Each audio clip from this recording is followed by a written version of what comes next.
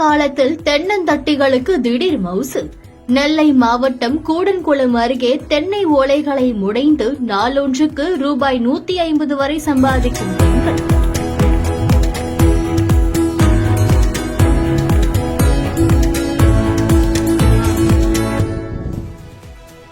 தற்போது கோடை வேலை சமாளிக்க வீடுகளை குளுமையாக வைக்க உதவும் தென்னந்தட்டிகளின் விற்பனை சூடுபிடித்துள்ளது.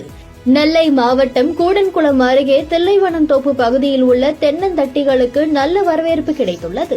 இதனால் கடந்த ஆண்டை விட வியாபாரமும் அதிகரித்துள்ளதாக வியாபாரிகள் தெரிவித்துள்ளனர். காலையில் சுட்டெரிக்க தொடங்கினால் மாலை வரை கொளுத்துகிறது கோடை வெப்பம். வெயிலில் இருந்து தப்பிக்க ஏசி முதல் மண்பானை வரை வசதிக்கேற்ப ஏதேனும் ஒன்றை நாடுகின்றனர் மக்கள். இப்படி வீடுகளில் வெயிலில் இருந்து தற்காத்துக் கொள்ள ஏழை எளிய மக்கள் முதலில் நாடுவது தென்னந்தோலைகள்தான். நெல்லை மாவட்டம் கூடன்குளம் அருகே உள்ள தில்லைவனந்தோப்பு பகுதி முழுக்கவே தென்னந்தட்டை தயாரிப்பே பிரதான தொழிலாக உள்ளது. மற்ற நாட்களை விட கோடை காலத்தில் தென்னந்தட்டிகளின் விற்பனை பல மடங்கு அதிகரித்தே காணப்படுவதாக கூறப்படுகிறார்கள் விவசாயிகள். காலையிலேயே வெயிலுக்கு முன்பாக தென்னை மரங்களில் இருந்து ஓலைகளை வெட்டி வாகனங்களில் கொண்டு வரும் வியாபாரிகள் அதை தொழிலாளர்களின் வீடுகளில் கொடுத்து தட்டியாக முடையப்படும். பெரும்பாலும் பெண்களே இந்த பணியில் ஈடுபடுகின்றனர். இங்கு முடையப்படும் ஓலைகள் சென்னை, திருநெல்வேலி, தூத்துக்குடி மற்றும் கேரளா உள்ளிட்ட பகுதிகளுக்கு வாகனங்கள் மூலம் அனுப்பி வைக்கப்படுகிறது. ஒரு நாளைக்கு 50 முதல் 70 தட்டிகள் செய்து கொடுப்பதன் மூலமாக ரூபாய் 200 முதல் ரூபாய் 250 வரை வருவாய் கிடைப்பதாக கூறுகின்றனர். மற்ற நாட்களில் பந்தல் போட பயன்படும் பாதி ஓலையில் தயார் செய்யப்படும் தட்டிகளே பெருமளவில் விற்பனையாகும் என்றும், ஆனால் கோடை காலத்தில் கூரை அமைக்க எளிதாக இருக்கக்கூடிய முழு ஓலையில் செய்யக்கூடிய தட்டிகளை மக்கள் விரும்பி வாங்குவதாக கூறுகின்றனர். தற்போது மேற்கூரைக்கு சிமெண்ட் ஷீட், பந்தல் அமைக்க துணி ஆகியவற்றை பயன்படுத்த தொடங்கிவிட்டனர். இதனால் எங்கள் தொழில் நலிவடைந்து வருகிறது.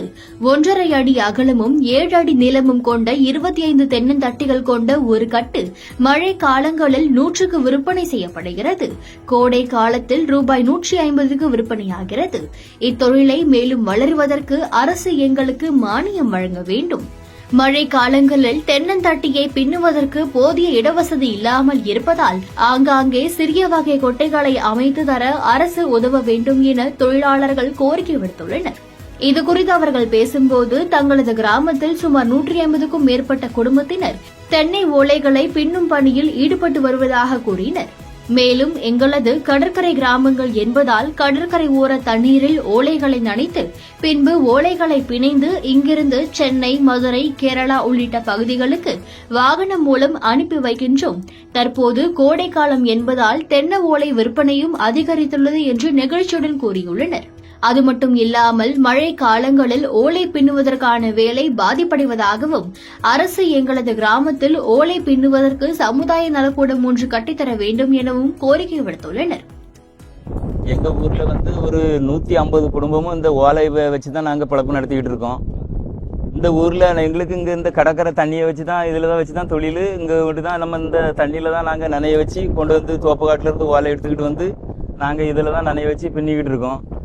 இப்போ எப்படின்னாக்கி எங்களுக்கு தொழில் இங்கேருந்து திருநெல்வேலி, மற்றபடி கேரளா, சென்னை அப்படி எல்லா இடத்துக்கும் நாங்கள் இங்கேருந்து ஏற்றுமதி பண்ணிக்கிட்டு இருக்கோம். லாரி மூலமாக கொடுத்துக்கிட்டு இருக்கோம். வேறு இந்த தொழிலில் கஷ்டம்னு பார்க்க போனால் எங்களுக்கு மழைனாலும் சரி வெயில்னாலும் சரி எங்களுக்கு இதுதான் தொழில். நாங்கள் மழைனாலும் அதில் தான் இருக்கணும், வெயில்னாலும் இருக்கணும். எங்களுக்கு இந்த அரசாங்கம் ஒரு செட்டு மாதிரி அமைச்சு தந்து எங்கள் மக்களுக்கு ஒரு உதவி பண்ணாங்கன்னா நல்லா இருக்கும். எல்லா நேரத்துலையும் எங்கள் மக்கள் இந்த இடத்துல தான், இந்த பிழப்பு தான் எங்களுக்கு 150 குடும்பமும் இந்த தில்லைவனந்தோப்பு கிராமம் இதில் தான் பிழப்பு நடத்திட்டு இருக்காங்க. மழை நேரம்னாலும் வெயில் நேரம்னாலும் ரொம்ப கஷ்டப்பட்டு தான் இந்த இடத்துல இது பண்ணிக்கிட்டு இருக்கோம். ஆமாம், அதனால் இந்த கவர்மெண்ட் எங்களுக்கு ஏதாவது ஒரு இது பண்ணி கொடுத்தாங்கன்னா நல்லாயிருக்கும். ஒரு செட்டு மாதிரி அமைச்சு கொடுத்தாங்கன்னா எங்கள் ஆட்கள் மழையிலையும் வெயிலையும் கொஞ்சம் அதில் கொஞ்சம் ஒதுங்கிக்கிடுவாங்க.